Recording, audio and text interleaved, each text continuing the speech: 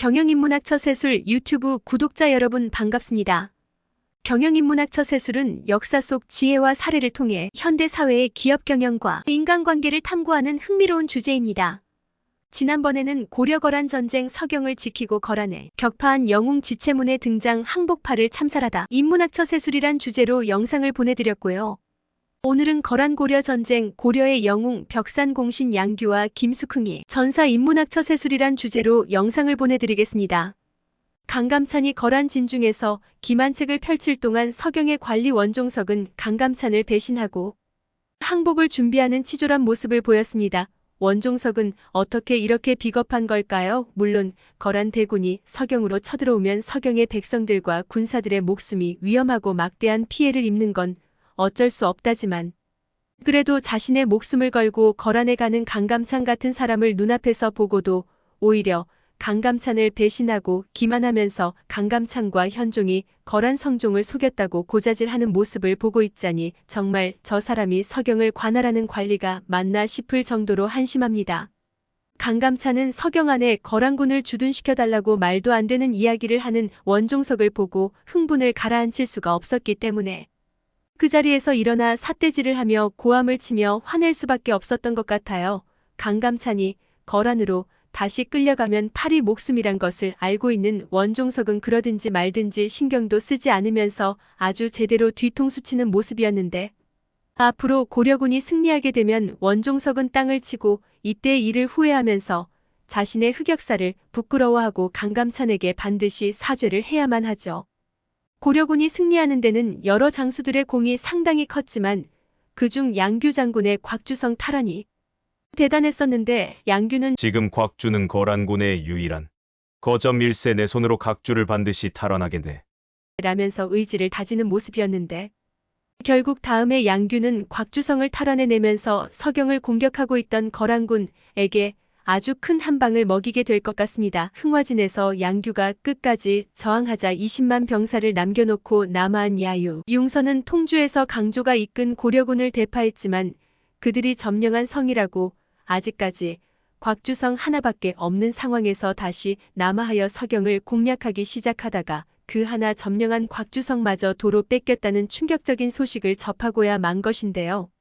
이때 성을 지키는 거란군이 6,000명이었는데 양규는 겨우 1,700명만의 군사를 이끌고 이 성을 탈환하면서 완벽한 승리를 거두었고 흥화진 통주 곽주성을 잇는 선을 확보하게 되는 쾌거를 이루게 된 것이죠. 가뜩이나 보급로가 불안한 상황에서 계속 서경을 공격하는 것은 어려운 데다가 만약 보급이 끊기는 날에는 어쩔 수 없이 철군을 해야만 하는 상황이기 때문에 한창 서경을 공격하고 있던 야율융선은 당장 고려의 왕 현종을 잡아야 한가 판단의 계경으로 직행하는 결단을 내리게 되고 작전대로 계경은 점령하게 되지만 이미 고려왕 현종은 몽진 중이었고 또 현종을 잡으러 남하해야 하나 고민하던 중에 하공진의 계략으로 결국 야율융선은 철군을 결정하게 됩니다. 양규는 한 달 동안 거란군을 괴롭히며 출몰하고 사라지는 전술로 7번 싸워 7번 다 이기는 엄청난 전과를 올렸다고 하는데요. 곽주성을 탈환한 양규는 그대로 성 안에 머물러 있을 수도 있었지만 이후에도 몸소 나가 싸워 고려 백성 3만 명을 구출했고 그들이 피난갈 시간을 벌어주기 위해서 거란대군을 쫓아가며 싸우다가 김숙흥과 함께 전사하였다고 하는데요. 김숙흥이 먼저 화살 한 방에 숨이 끊어졌다니 아마도 지정 사수의 전밀 저격을 받았고 양규는 온몸에 화살이 고슴도치처럼 박힌 채로 장렬히 전사하였다고 하네요. 현종은 담당하는 관리가 있음에도 직접 교서를 작성해 그들의 전공을 취하했고 그들의 가족에게도 아낌없는 보상을 했는데 양규의 아들에게 관직을 주었고 남은 가족들에게도 평생 살아가는데 부족함이 없도록 매년 곡식을 내려주고 김숙흥에게는 장군을 추중했다고 하네요.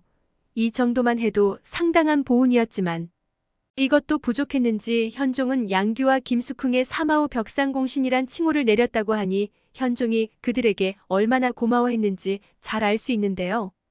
그런데 야율융선은 고려의 용맹한 장수들이 정말 탐이 났는지 하공진의 계략에 의해 소가 넘어간 것을 알고 난 이후에도 몇 년 동안 하공진에게 나의 신하가 되라고 설득하다가 결국은 포기했다고 하는데요. 이렇게 많은 용맹한 장수들이 있었기에 고려가 건재할 수 있었던 것 같습니다. 박진은 자신의 두 아들을 모두 전쟁에 내보내다가 둘 다 죽어 돌아와 비통함을 감추지 못하는 모습이었는데요.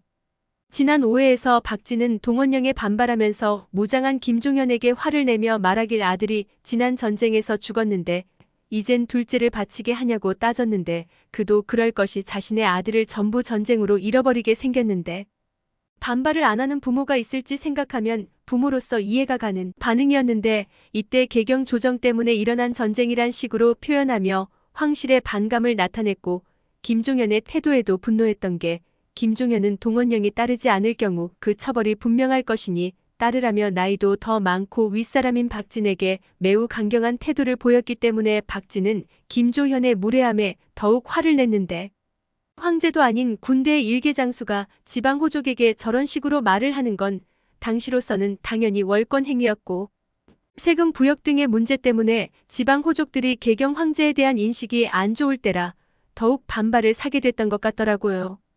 게다가 둘째도 전사하고 심지어 온몸은 불에 타고 목은 잘려 돌아와 박진은 죽은 아들을 끌어안고 오열하는데 앞으로 호족들의 반발이 더 심해지면서 현종이 남하하며 몽진하는 길에 문제가 생길 수도 있을 것 같았습니다. 하지만 결국 현종은 하공진 양규 지체문, 김숭 강감찬과 같은 기라성 같은 장수들의 전략과 전술의 성공으로 고려를 무사히 지켜낼 수 있을 것 같네요.